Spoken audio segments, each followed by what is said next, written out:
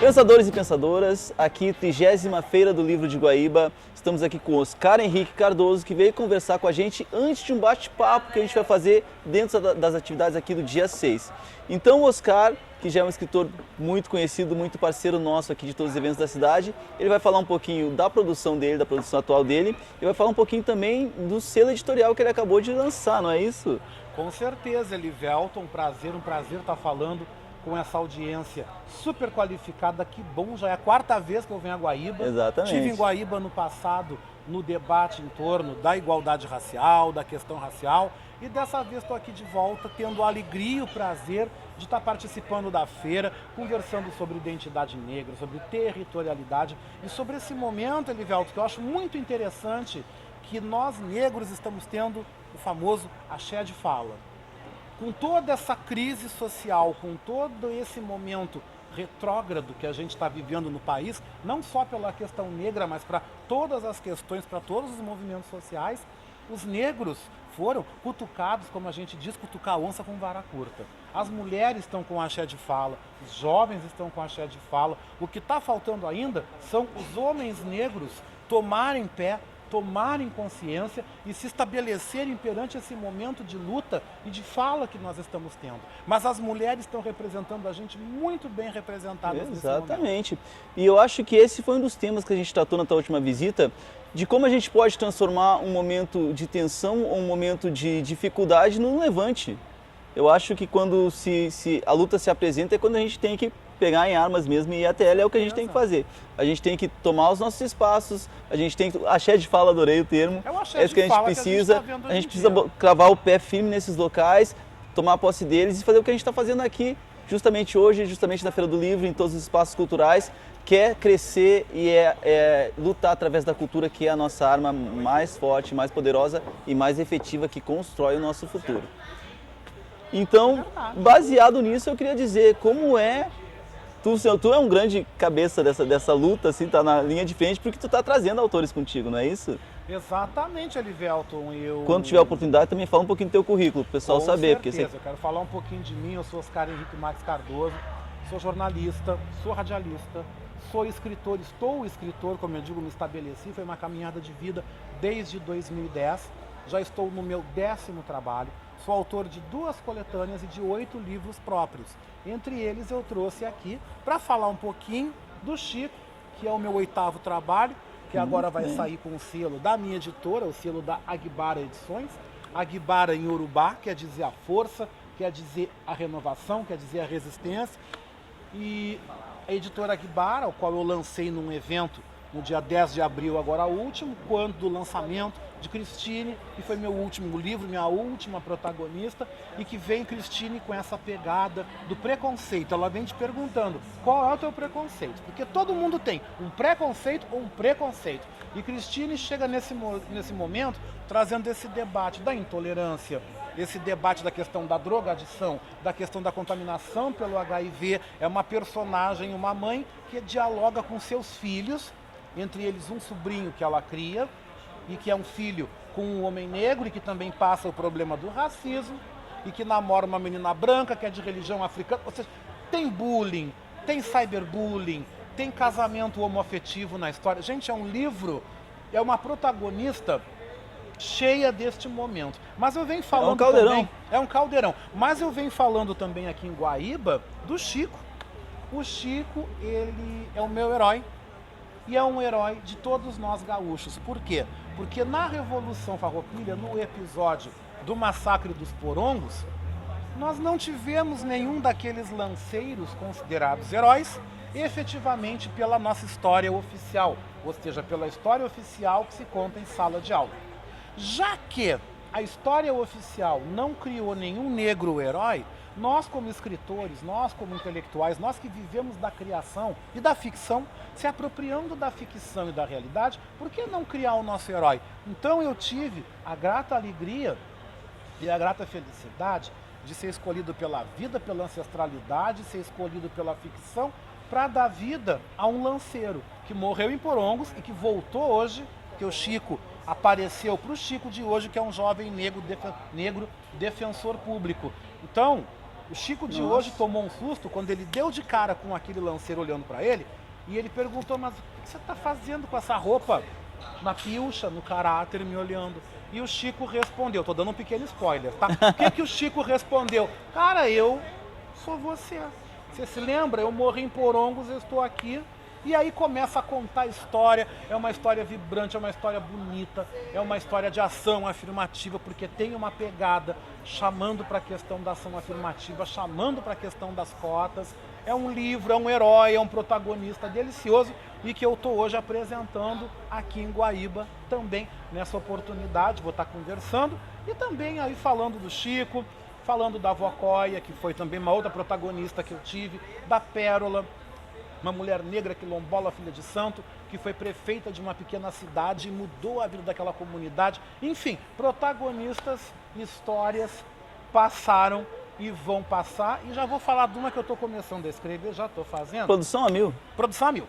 E que é a história do Max. Essa história é verídica, essa história que eu estou contando é real.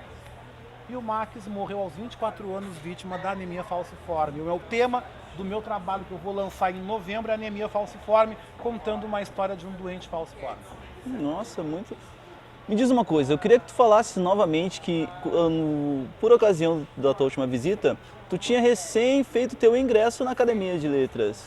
Pois é, né? É tão legal falar disso porque eu fui indicado, convidado, para assumir a cadeira 87 na Academia de Letras do Brasil, que é a segunda academia em tamanho e importância no Brasil. Nós temos a Academia Brasileira, a Academia de Letras, ela é a maior em abrangência porque ela tem em todos os estados.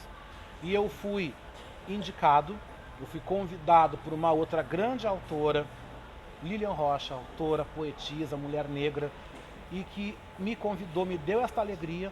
E hoje dentro da academia, eu estou dentro da diretoria, eu respondo pela comunicação, eu respondo pela comunicação e tenho carta branca dentro da minha academia. Quero mandar um abraço para o Milton, nosso presidente, um grande homem, uma grande liderança. E já conversando com a Lilian e com a Lúcia Helena, que também é uma outra acadêmica, nós somos 3 negros dentro de um espaço aqui no Rio Grande do Sul.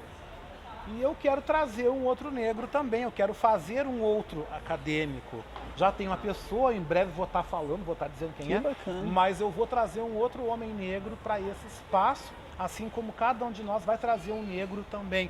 E a academia nos deu carta branca para que a gente reforce a questão do negro e a identidade negra dentro de um espaço em que a gente está indo devagarzinho, que a gente está trabalhando e que nós estamos...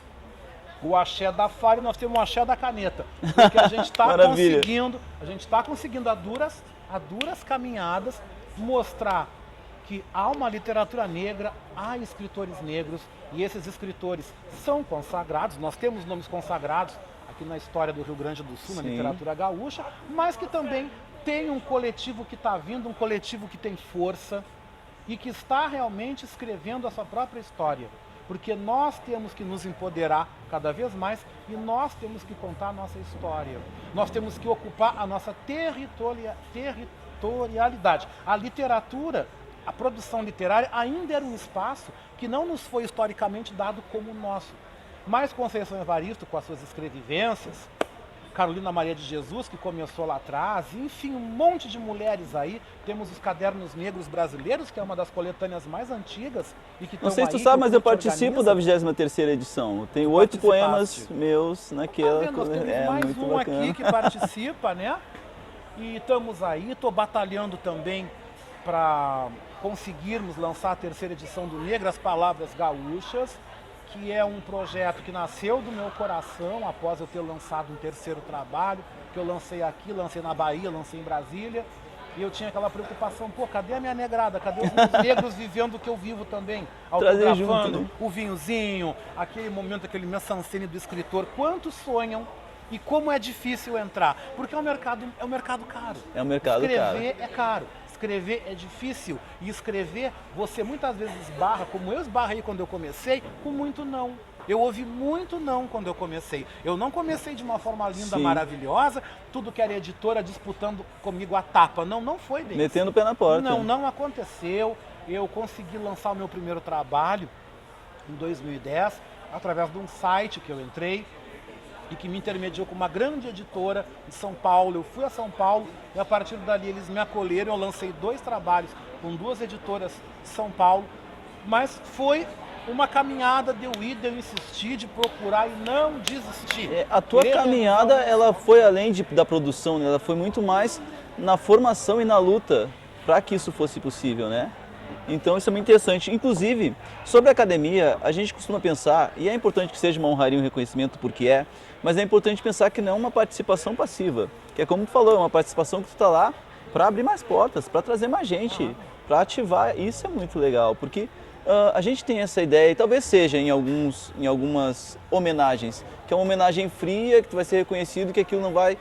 Não, no teu caso, está fazendo aquilo girar, tu está fazendo disso uma engrenagem para trazer mais gente. Isso é lindo. Nós temos muito trabalho. Eu agora, no próximo dia 15, nós vamos a Encantado, vou participar de 2 caravanas pela academia, onde nós vamos falar do que é ser escritor para a comunidade, para estudantes. Nós vamos para o interior gaúcho para falar sobre o que é ser escritor, o desafio de um escritor, o que é a vida de um escritor. E todo mundo pensa que a gente é pego. Não, a gente paga a conta, a gente levanta, toma um café, vou na feira, eu vou no mercado, eu ando de ônibus, eu adoro gente, bato papo com motorista de aplicativo, com taxista, eu tenho amizade com vovô, com criança, com todo mundo, porque o escritor, ele é uma pessoa do povo. E nós, os escritores negros, eu quero falar uma particularidade para você e que eu considero que para mim é fundamental.